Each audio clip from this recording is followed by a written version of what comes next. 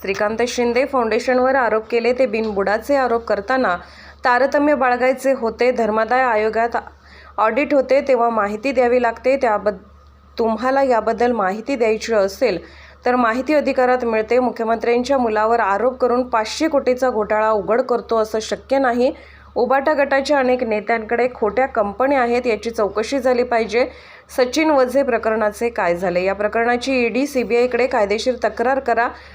धर्मादाय आयुक्त दबावात असा म्हणणं चुकीचं आहे. सरकार अवकाळी पाऊस पडल्यानंतर काय पावले उचलली आहेत याची माहिती सचिवांकडे जाऊन जरी घेतली तरी मिळेल.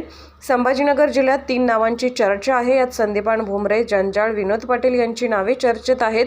राहुल गांधी, शरद पवारांनी कानात मारलेले पुंकरमुळे त्यांना मताच्या लाचारीसाठी हे सगळे सुरू आहे. याबाबत मुख्यमंत्री यांनी 15 दिवसापूर्वी सचिवांची बैठक घेऊन झालेल्या गारपिटीत आचारसंहिता जारी असेल तरी सर्वपरीने जिथे पोहोचता येईल तिथे शेतकऱ्यांचे प्रश्न सोडवा असे सांगितले. यामुळे राजकारण्यांनी यावर बोलले पाहिजे. निर्णय झाला नाही उड्या मारू नये. पटेल यांनी हे कदाचित त्यांनी त्यांच्या नेत्यांना सांगावे. शिवसेनेचा तिथे 2 वेळा खासदार होता. नाशिकची जागा आमच्यासाठी प्रतिष्ठेची झाली आहे. एकनाथ शिंदे यांनी सगळ्या जागा सोडायचं मान्य केलं का?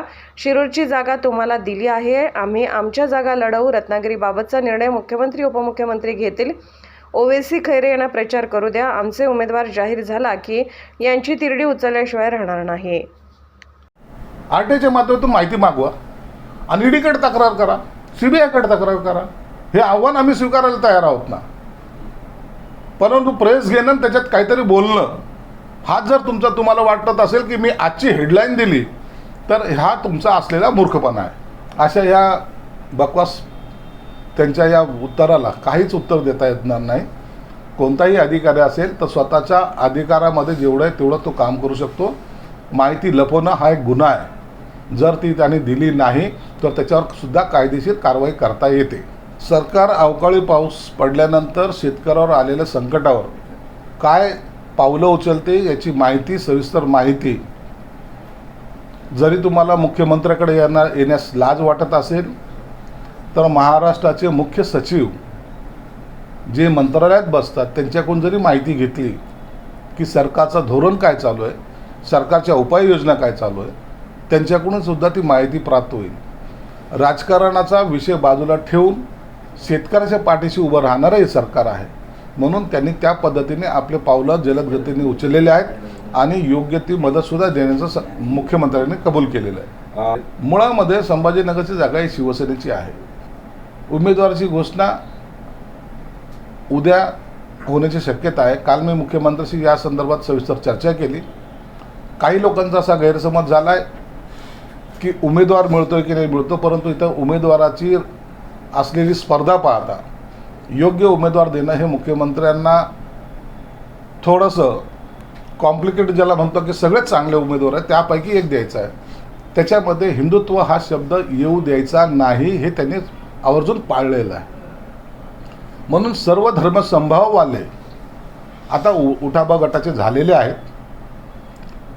मतासाठी लाचार असलेली ही जमात आता ही वेगळ्या पद्धतीने बाळासाहेबांचे विचार पुढे घेऊन चाललेली आहे. बाळासाहेबांना हेच अपेक्षित होतं यांच्याकडून. म्हणून बाळासाहेब नेहमी म्हणायचे की कधीही हिंदुत्वाची गद्दारी करणार नाही. हिंदुत्व हे राष्ट्रीयत्व. आता यांचं हिंदुत्व तुम्ही जर पाहिलं असेल, राहुल गांधीच्या सभेला जाताना सुद्धा एकाच्याही तोंडातून गर्व से कहो हम हिंदू आहे हे म्हणायची हिंमत झाली नाही.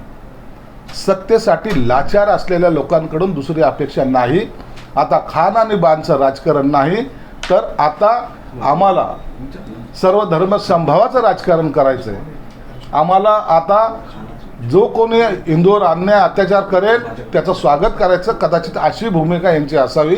म्हणून खैरेने केलेले हे विधान आहे. त्यांना त्यांच्या कानामध्ये राहुल गांधी आणि शरद पवारांनी मारलेली जी फुंकर आहे त्याच्यामुळं त्यांच्यात झालेले हे परिवर्तन आहे. आम्ही कोणत्याही समाजाच्या विरोधात नाही. जी शिवसेना प्रमुखाची भूमिका होती तीच भूमिका आमची आहे. म्हणून आता यांना त्या शिवसेना प्रमुखाच्या भूमिकेचा विसर पडला आहे. त्यांना आता मताच्यासाठी लाचारीसाठी प्रत्येकाच्या दारोदार फिरण्याची ही वेळ आलेली आहे आणि त्याचे काही नमुने तुम्ही पाहिलेले सुद्धा आहे. तुमच्यासाठी जो धर्माच्या विरोधात येईल त्याच्या विरोधात लढणार आम्ही, जो या देशाच्या विरोधात राहील त्याच्या विरोधात लढणार आम्ही काय कुणाला मुसलमान आहे म्हणून त्याच्या अंगावर जायचा आमचा काही कधी प्रयत्न नव्हता, ना शिवसेना प्रमुखाचे तसे विचार होते. या देशाची जो प्रामाणिक आहे, हा देशातला जो नागरिक आहे, जो या मातेला भारत मातेला मानतो, तो आमचा, ही आमची भूमिका आहे. आता त्यांची भूमिका बदललेली आहे. तो कोणीही असला तरी मतदान देतो का, कटोरं घेऊन फिरणारे हे लोक, आता ही अवलाद आता तयार झालेली आहे. मोदींचा असलेला दबाव किंवा असलेली पकड ही देशाने अनुभवलेली आहे. आणि आता हे ज्या काही कारवाया होत आहेत किंवा कारवाई केल्या जात आहेत, ही जी नीती इतर लोकांची होती त्यांना आता चाप बसलेला आहे.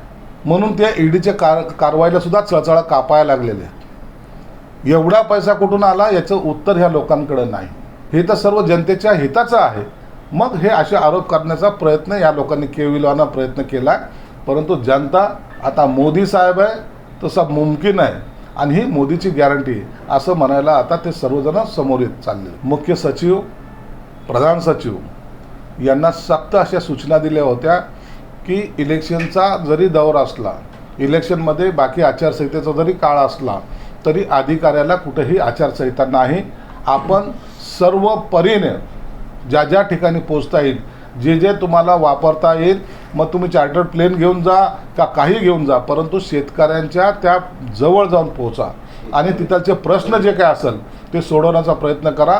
म्हणून आपल्या माहितीचं सांगतो की एक 8-10 दिवसापूर्वीच CS महाराष्ट्राचे चीफ सेक्रेटरी यांनी सगळ्या विभागीय आयुक्त, जिल्हाधिकाऱ्यांची याची VC द्वारे बैठकही घेतलेली आहे आणि या शेतकऱ्याच्या जो अडचणीत आलेला आहे त्याच्यासाठी योग्य तो मदत करण्याचं सुद्धा त्यांनी त्या पंचनामे करून प्रयत्नसुद्धा सुरू केलेला आहे. राजकारणातील लोक या गोष्टीवर आवर्जून बोलले पाहिजे, या मताचे आम्ही पण आहोत. हे कदाचित त्यांनी त्यांच्या पक्षाच्या नेत्यांना सुद्धा समजून सांगितलं तर बरं होईल. कारण की शिवसेनेची असलेली ती जागा, 2 वेळा असलेला तिथलचा खासदार, त्याला कुठंतरी डिसवण्यासाठी किंवा त्याला कुठंतरी पिछाट करण्यासाठी काही लोक आग्रही भूमिकेत मांडत आहेत आणि ही जागा आम्हाला मिळावी असा जो काही प्रयत्न करतात ते चुकीचं आहे. म्हणून मी पहिल्या दिवसापासून सांगतोय, नाशिकची जागा ही शिवसेनेची आहे. त्या ठिकाणी शिवसेनेचा खासदार स्टँडिंग खासदार आहे आणि ती जागा शिवसेनेलाच मिळाली पाहिजे हा आमचा आग्रह नाही, हट्टसुद्धा आहे. आणि म्हणून ती जागा आम्ही मिळवणार, याबद्दल शंका नाही. नाशिकचा नियम तिथे लागू होणार का या संदर्भामध्ये मुख्यमंत्री साहेब आणि उपमुख्यमंत्री साहेब निर्णय घेतील. कारण की त्या रत्नागिरी सिंधुदुर्गमध्ये भाजपचे मोठे नेते नारायण राणे तिथं इच्छुक आहेत आणि युतीमधला एक मोठा नेता जो कॅबिनेट मिनिस्टर आहे त्या संदर्भामध्ये निर्णय घेण्याचा अधिकार हा मुख्यमंत्री आणि उपमुख्यमंत्र्यांना आहे.